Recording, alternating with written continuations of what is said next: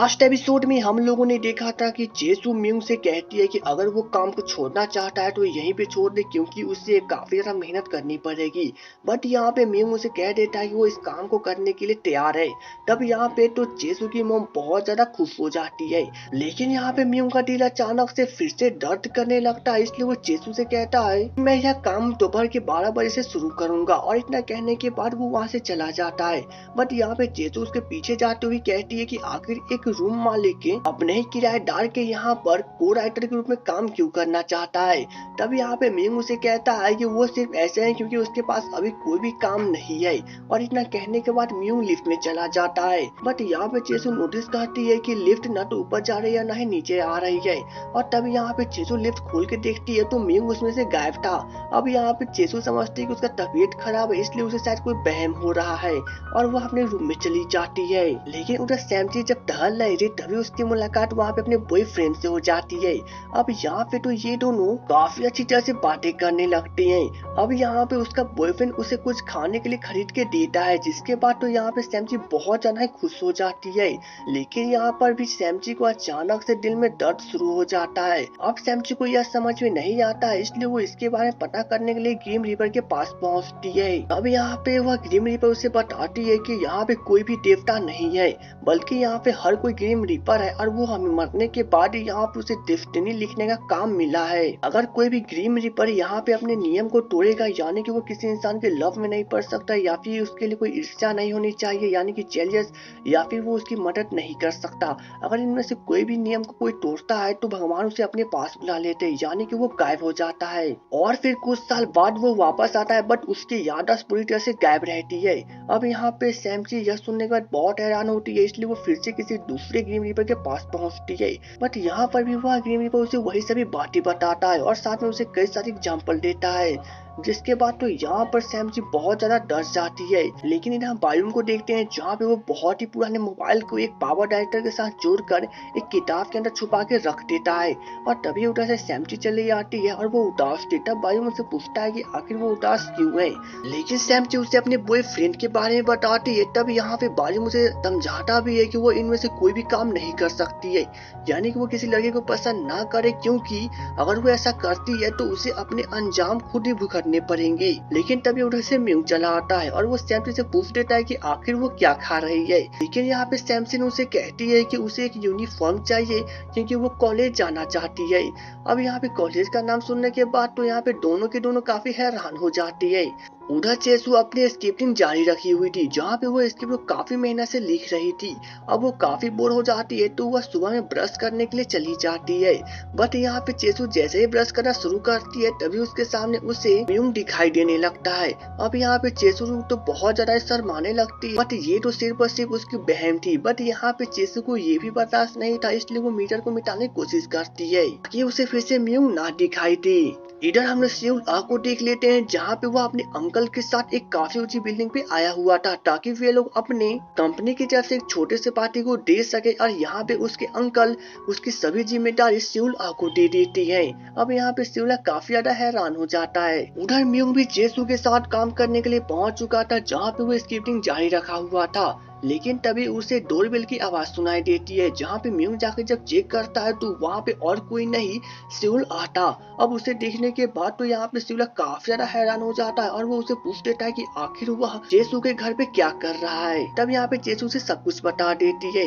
लेकिन यहाँ पे जब सेउल को पता चलता है कि जेसू की माँ घर पे नहीं है, तब यहाँ पे वो काफी ज्यादा ही हैरान हो जाता है कि वे दोनों आगे घर में अकेले क्यों है।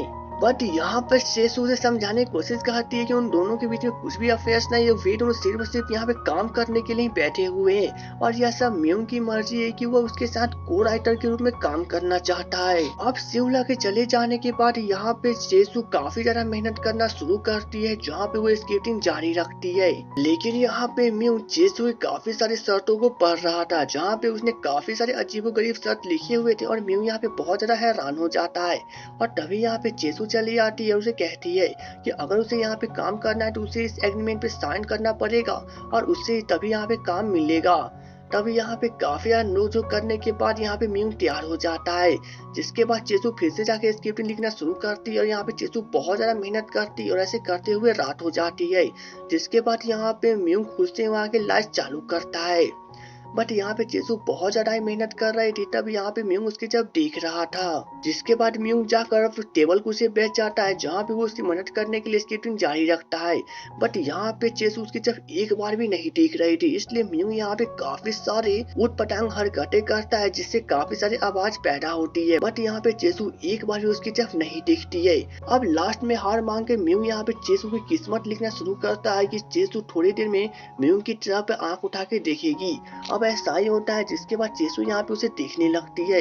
अब यहाँ पे चेसू की आंखों में देखने के बाद तो म्यूंग यहाँ पे पूरी तरह से खो जाता है, लेकिन यहाँ पे अचानक से म्यूंग का दिल फिर से दर्द करने लगता है और तभी चेसू उसके पास आती है और उससे कुछ खाने के लिए पूछती है, जिसके बाद यहाँ पे म्यूंग को हम लोग नूडल्स बनाते हुए देखते हैं और उसके बाद ये लोग यहाँ पे साथ में बैठकर खाना शुरू करते हैं। लेकिन यहाँ पे खाते समय ये दोनों नोटिस करते हैं कि नूडल्स की एक काफी लंबी चौड़ी पीस इन दोनों के मुंह में एक साथ है। अब यहाँ पे तो म्यूंग समझता है कि वह गॉड है, इसलिए चेसू उस नूडल्स को नहीं खाएगी और उसे छोड़ देगी। बट यहाँ पे चेसू समझती है कि वह यहाँ की सीनियर है और म्यूंग उसके यहाँ पर राइटर के रूप में काम करता है, इसलिए वह उसे नहीं खाएगा, उसे छोड़ देगा। और यहाँ पे इसी नोक-झोंक के चक्कर में धीरे धीरे चेसू काफी स्पीड में म्यूंग की नूडल्स को खाने लगती है और तब यहाँ पे म्यूंग हार मान के उसे छोड़ देता है, जिससे कहा यहाँ पे चेसू जीत जाती है और वो बहुत खुश होती है। लेकिन उधर हम लोग सीन हो को देखते हैं जहाँ पे वो डेस्टिनी लिखने वाली बुक की जैसी एक डायरी को लेकर चेसू की मॉम के पास पहुंचती है और वो उनसे कहती है कि अगर वो चाहे तो इसके ऊपर अपनी कुछ भी लिख सकती है, उसे यह बुक कहीं पे मिला था। जिसके बाद तो यहाँ पे चेसू की मॉम बहुत ज्यादा खुश हो जाती है। लेकिन इधर चेसू जब बिल्डिंग से नीचे उतरती है तो वह नीचे में म्यूंग की कार को देखती है जो कि वही ओल्ड वर्जन वाला था। तब यहाँ पे म्यूंग से आके पूछता है कि आखिर वो उसकी कार को इस तरह से क्यों देख रही है। तब चेसू से बताती है कि मुझे बस वही पुरानी बातें याद आ गई जब हम दोनों साथ में इस कार में बैठे थे। लेकिन यहाँ पे अचानक से सीनो चली आती है और वो म्यूंग के बारे में पूछती है कि वो कौन है। तब यहाँ पे चेसू उन दोनों के इंट्रोडक्शन करवाती है और इंट्रोडक्शन खत्म हो जाने के बाद यहाँ पे चेसू सीनो के साथ घर की ओर चली जाती है। बट घर की तरफ जाते समय म्यूंग यहाँ पे चेसू की तरफ काफी प्यार भरी भावना से देखने लगता है। अब थोड़ी देर के बाद चेसू और सीनो दोनों घर पे पहुँचते हैं, लेकिन यहाँ पे सीनो की नजर एक फोटो पे पड़ती है जब वे दोनों हाई स्कूल में थे। तब यहाँ पे सीनो ने उस फोटो को खींचा था। चेसू को वो फोटो दिखाती हुई कहती है कि यह लड़का म्यूंग की तरह दिखाई देता है। और तब यहाँ से एक छोटा सा फ्लैशबैक हमें दिखाया जाता है कि जब चेसू हाई स्कूल में थी तब वो अपने फ्रेंड के साथ घर की ओर जा रही थी और तभी यहाँ पे सीनो उसकी फोटो खींच देती है। लेकिन वो देखती है कि उधर से एक लड़का दूसरे लड़के को फोटो खींच रहा था। बट यहाँ पे ये दोनों कोई और नहीं बाजूम और म्यूंग थे और यहाँ पे अचानक से म्यूंग चेसू की तरफ देखने लगता है। अब यहाँ पे ये मिस्ट्री क्या है, ये कॉलेज लाइफ की क्या स्टोरी है, ये हमें अब नेक्स्ट एपिसोड में पता चलेगा। तो दोस्तों बने रहिए एपिसोड के साथ, तो मिलेंगे नेक्स्ट एपिसोड में। तब तक के लिए good bye and take care.